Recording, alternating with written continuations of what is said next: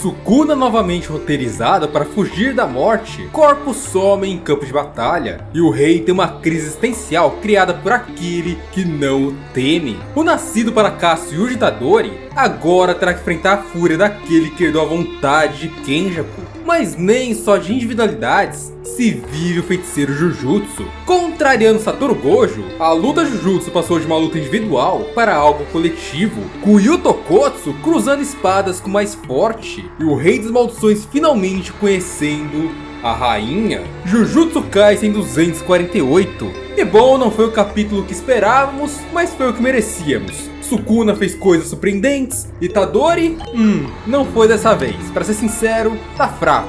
Ainda não acho que vai ser ele que vai derrotar o Sukuna, talvez ele dê o golpe final. Mas tem sim uma evolução bem surpreendente no Itadori, onde ele se mostra um prodígio, alguém realmente grande para o mundo Jujutsu. Afinal, aprender energia reversa não é para qualquer um. O próprio Satoru Gojo apanhou muito para aprender essa técnica, e Itadori dominou tranquilamente. Mas para toda expectativa colocada nesse capítulo, não foi algo que me surpreendeu, para ser sincero. Eu esperava bem mais, muito mais mesmo.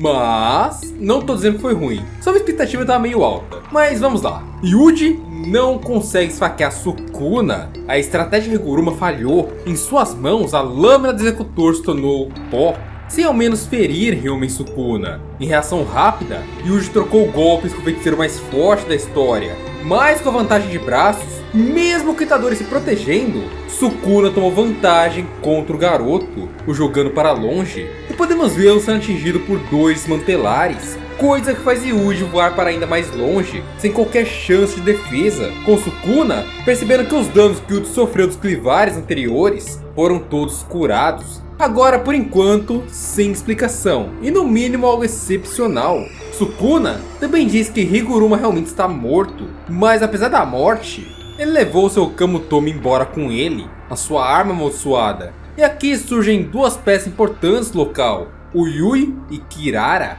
onde Sukuna confirma que o teleporte do garoto é instantâneo. Os dois xamãs pegam o corpo de Higuruma e desaparecem, com Sukuna nos confirmando que foi assim que o corpo de Satoru Gojo sumiu do campo de batalha. E isso também confirma que Gojo está morto, sem qualquer chance de volta. Sim, GG Akutami a cada capítulo tem que mostrar que o Gojo não vai voltar. Ela tem que deixar muito claro que o Gojo morreu. Deve ser a 10ª vez que Gojo é citado como morto. Eu ainda acho que ele volta.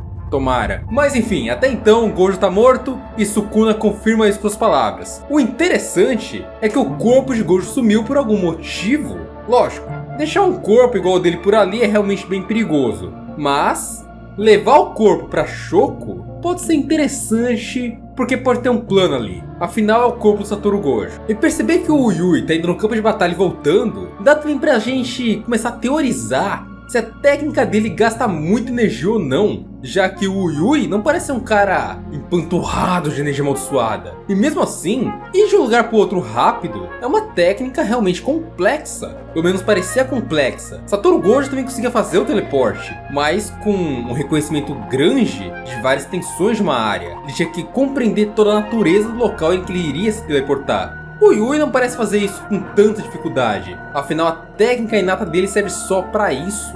Mas qual será o gasto para ele fazer isso várias e várias vezes igual ele tá fazendo? Além disso, também é confirmado que Higuruma morreu. Sim, o prodígio, o cara que era na altura de Satoru Gojo, o cara que se destacou por usar energia reversa, por ter um tribunal apelão, por ser um grande prodígio em crescimento no mundo Jujutsu, tá morto. Sukuna se livrou dele, e é o terceiro que Sukuna derruba de maneira surpreendente. Primeiro foi Gojo, um grande prodígio, depois Hajime Kashima sem qualquer dificuldade, também um grande prodígio, e agora Higuruma. Então o rei começa a ficar um pouquinho mais incomodado com o fato de não estar se divertindo mais tanto assim como estava no começo. Mas vamos continuar com a história. Sukuna observa que estão levando os feridos e os corpos para Shoko, para que ela aplique energia amaldiçoada reversa para salvá-los, e talvez até enviá-los de volta para o campo de batalha, dependendo dos danos. Porém, a energia amaldiçoada reversa, quando aplicada em um terceiro, perde cerca de 50% de eficiência do que quando o usuário aplica em si mesmo. Mas é aqui que vemos Yuji Itadori exalando energia reversa,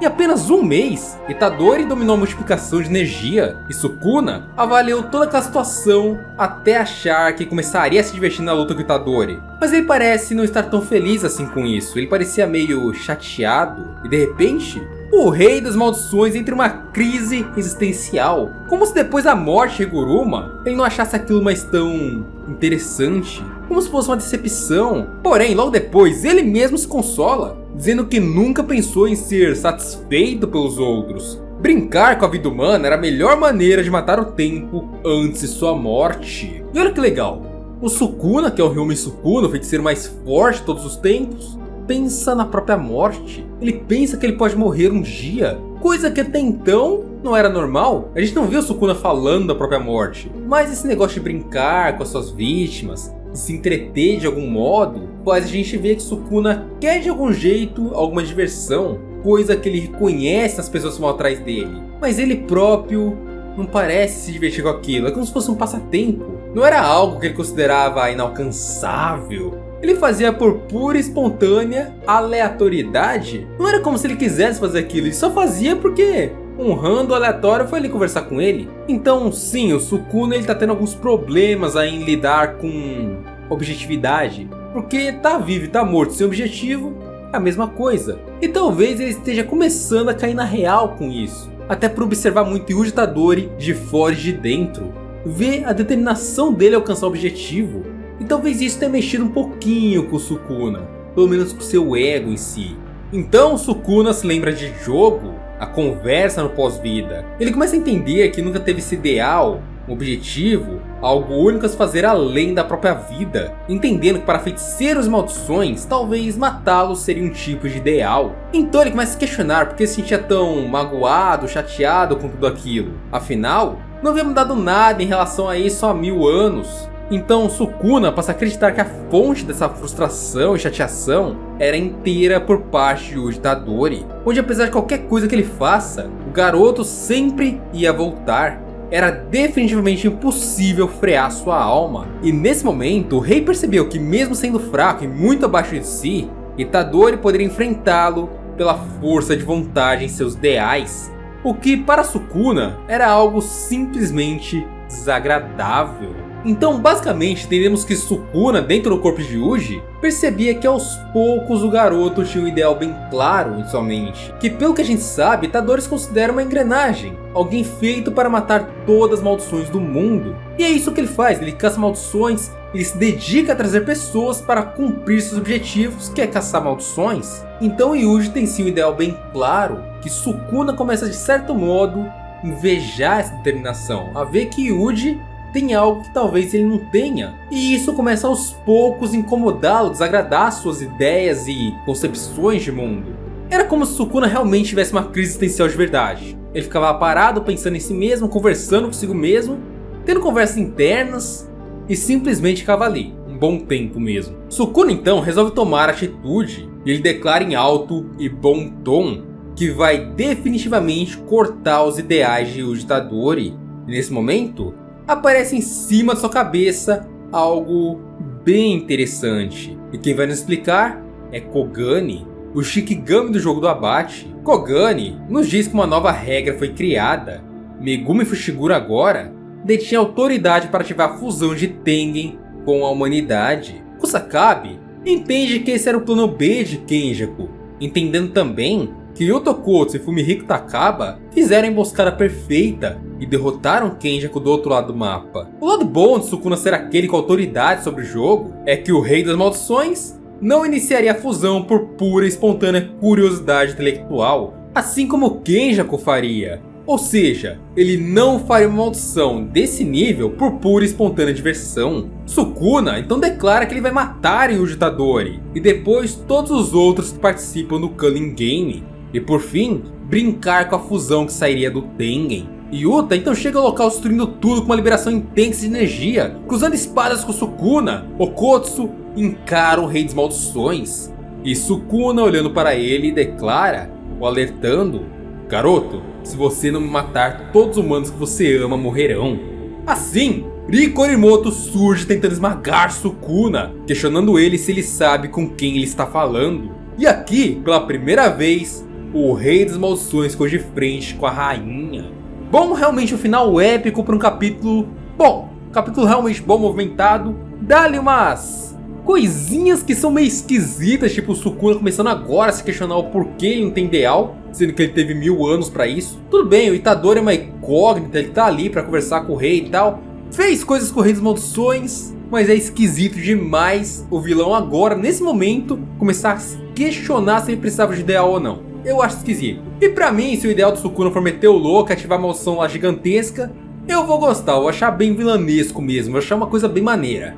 Agora, se ele parar e começar a ter umas crises e dizer que, ah não, vou tentar matar esse moleque, se pôr em risco por isso até morrer, eu vou achar esquisito pra caramba, vou achar tosco. Mas isso vai ficar pros próximos capítulos. Teremos que esperar e ver o que vai acontecer agora, porque realmente, pra mim, na minha visão, tá um impasse. Já que os feiticeiros precisam derrotar o Sukuna, precisam de algum modo trazer o Megumi de volta e também parar o Culling Game. Entretanto, o Sukuna agora pode parar tudo e criar a super maldição. Criar uma maldição gigantesca que vai destruir o mundo. Que a gente não sabe ainda qual a proporção dessa escala que o Kenja pensou nesse plano. Lógico, o Tengen falou que uma maldição podia degradar o mundo com uma decisão simples de fundir ele com um humano qualquer que perde o controle. Até aí todo mundo já entendeu.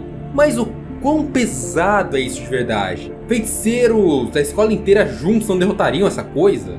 Porque até então o Tengen não parece tão forte como parece, né? Ele diz que pode destruir o mundo, mas ele não parece forte, é uma sinceridade. Na minha visão, o Sukuna pode derrotar o Tengen. Então, o quão poderosa seria essa bizarrice que ele poderia criar?